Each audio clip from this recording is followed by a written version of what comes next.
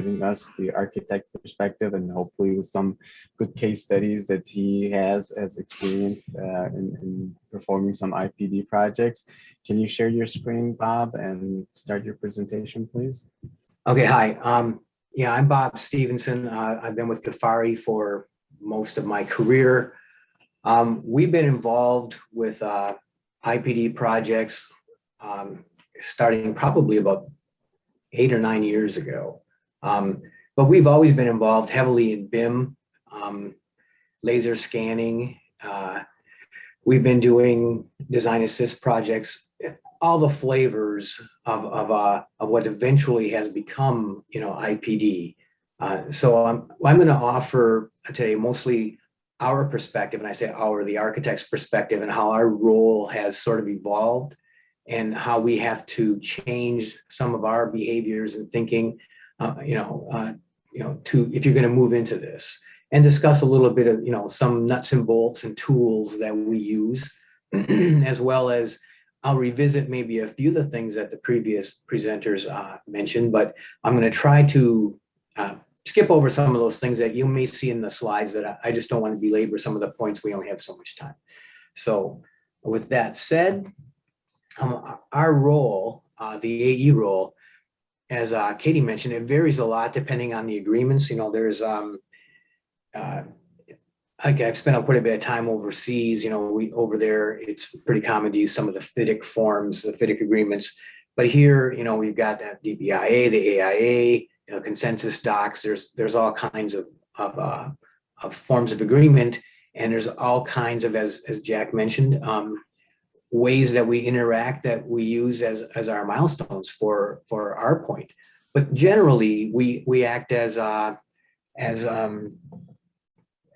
designer and liaison with the owner. I mean, typically, until there's a project, until you have a building, you've got to design it. And to design it, you've got to get feedback from the owner. And so we end up being that kind of conduit, and that puts us in kind of a funny position, and we'll talk about. NEA, of course, is the designer of record. So there's some liability issues that come with that we have to keep in mind, that we sort of do carry that issue with us. And we end up often being an integrator and an arbitrator, because as the holder of the holder may be the right word, but the keeper of many of the records of the construction documents, we're called on oftentimes to step in and say, no, that wasn't the intent. This was the intent. No, that's not the way the specs are designed. There's a lot of things like that. But typically we're pretty much the middle person. We usually manage the BIM models. We don't have to, but we usually do, and we usually maintain it. And as everybody mentioned, so far, BIM is an IPD enabler, but it's not necessary. We sort of think of them as going hand in hand because they sort of have matured at roughly the same rate. But the bottom line is BIM is just one of the tools in the arsenal. And BIM, many of the BIM programs, we can use it to also do 4D modeling, which is kind of still somewhat in its infancy. We've done a few projects with the GSA.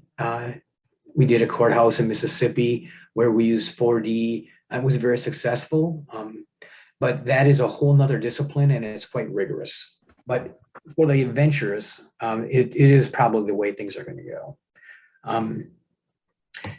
In understanding our role, we kind of step back a little bit, and Katie again touched on this. There's different flavors. There's the true IPD teaming, but there's still like the flavors of design, build, and design assist that do sort of mimic IPD in a lot of ways, especially in the value savings. Going through the rigorous VE early on has become sort of the pro forma anyway. But in understanding our role, one of the things that we need to do is we have to have a very good understanding of trade delineations, especially, it's relatively common. I shouldn't say common, I don't want to say it that way, but there are things that happen in between the trades that the architect doesn't always really understand. But when you get into IPD, you really need to. You really need to know who's providing the motor starters, who's got the disconnects, who's got, these kind of things that just sort of get worked out. They can be a big deal. And because we're working off of the documents that we probably have created, we need to understand that. And there's also, we need to be, as the architect, we got to understand the difference between a must-have and a nice-to-have. Sometimes we get caught up in the owner's enthusiasm also, and you kind of forget, we're building a building here that's got to have a function, and that function has a cost. And nice-to-haves are nice to have, but they add to cost, and we've got a bunch of trade partners that are depending on us to keep the costs down, and the owner is too. It's just, unfortunately, sometimes we're architects, we like to design things. It's really hard to, pull those horses back into the barn once they've been let loose. And the same thing with the aesthetic versus the pragmatic. We have to really, is it form or is it function? We really need to keep that in mind all the time. If we're going to be a good partner, we've got to keep ourselves in check also. Some of our responsibilities, of course, they vary based on the agreement. But as we mentioned earlier about creating the BIM models, usually in the AIA's documents are really kind of elaborate on this, but most of them use the AIA level 300 BIM model as our starting point. And typically then we transition this to the contractors. Then the contractors, we round trip the data and we move up to basically AIA level 400. And then you've got to kind of stop, and the team needs to understand, are we going to go the next step to a 500 model, which is very, very detailed and includes all kinds of other BIM information? Typically we wouldn't, but I mean, that is something that the IPD team needs to define early on. All these things need to be defined right at the outset, because adding them later is not cost effective and can really cause issues with the team. And then, as we talked about earlier, the big room concept, the co-locate, which we've done a lot of co-location projects, and being personally involved in some of the early ones, that's really a very robust way to go about it.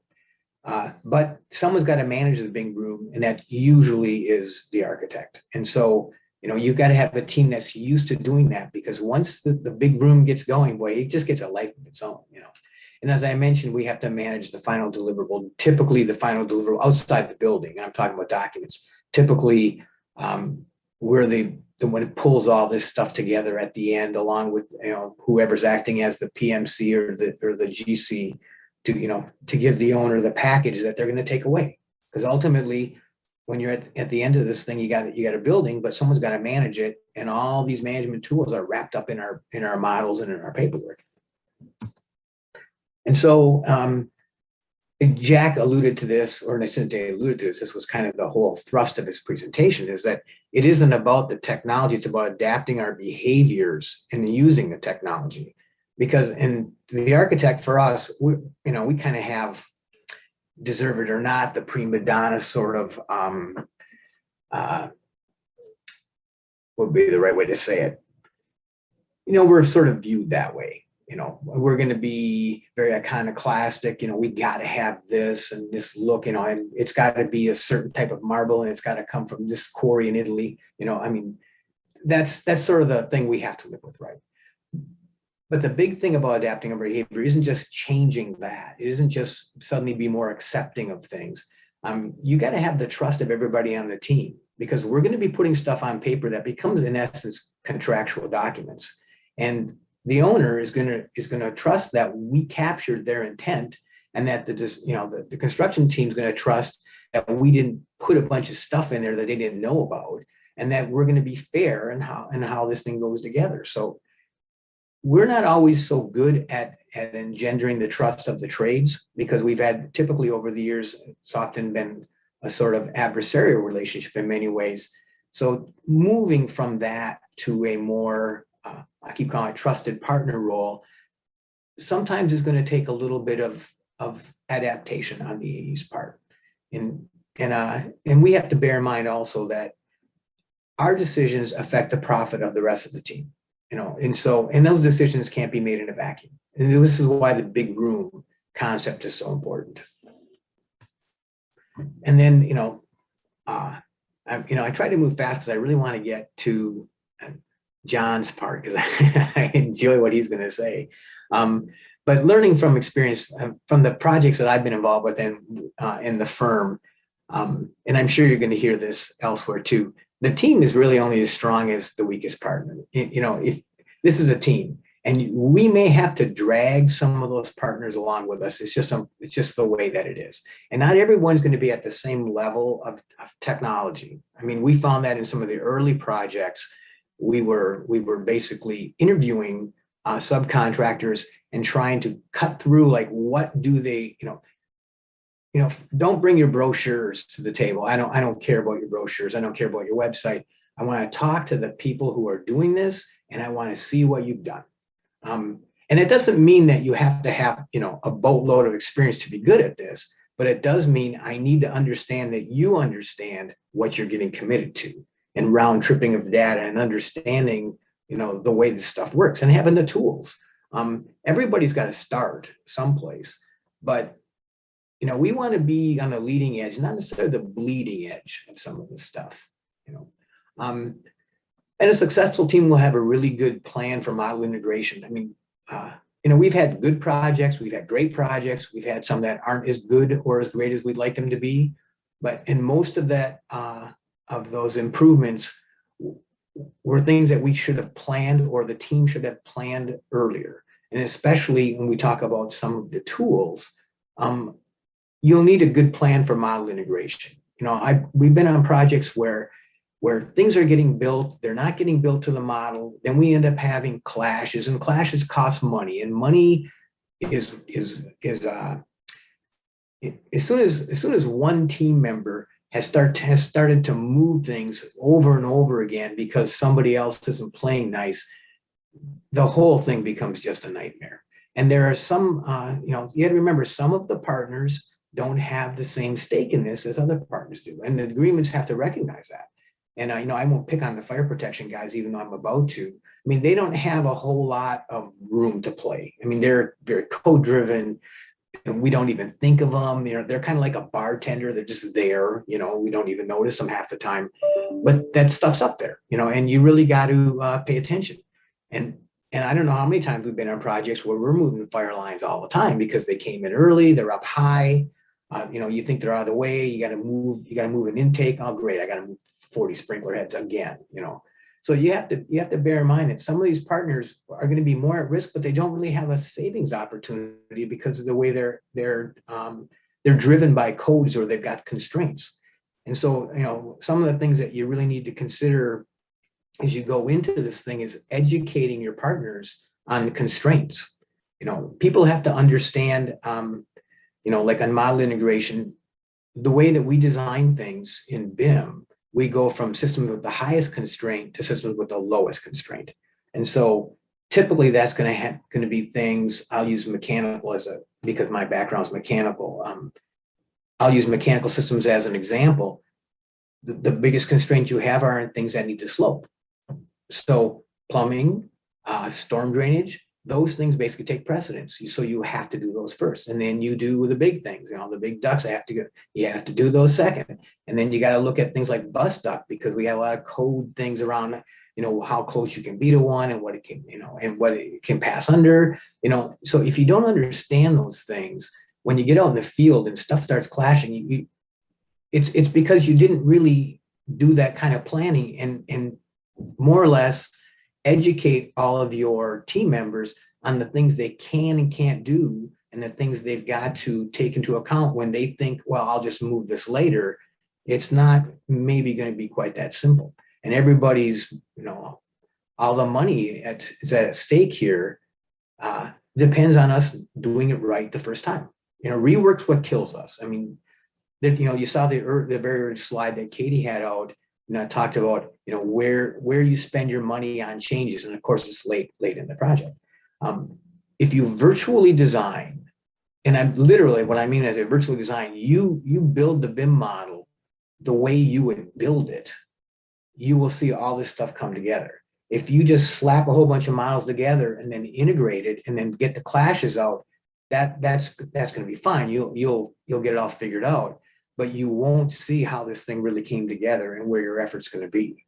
And so, if you can build, design basically in cadence with the construction and fast track projects, we do that. We design from the ground up. once you start doing foundations, then we're doing steel, we start doing the superstructure, we're doing, the lower chord framing, and then we're going to do the top chord framing. We're going to actually design it that way. When you do that, you're taking the first steps into 4D, and then you can really be a value-added partner. It doesn't have to be the AE, but typically because we're so hands-on with the model, we're probably a little ahead of the game on a lot of that. So it's great. Thank you very much, Bob. Appreciate all the input and the presentation that you had. Next, we're going, now that we have the view for all the three parties, the owner, the general contractor, and the architect, you can't have a successful IPD without having the right consultant that help you with that. So we brought two perspectives on the consultant side, one on the legal aspect, and then another one with the project management aspect. So next, John is going to give us some perspective on the challenges and how to kind of resolve those challenges in our project. And our consultant for the IPD, Reed Tucker, will give us some kind of his inputs on their successful implementation of IPDs in the past. So John, if you could please share your screen.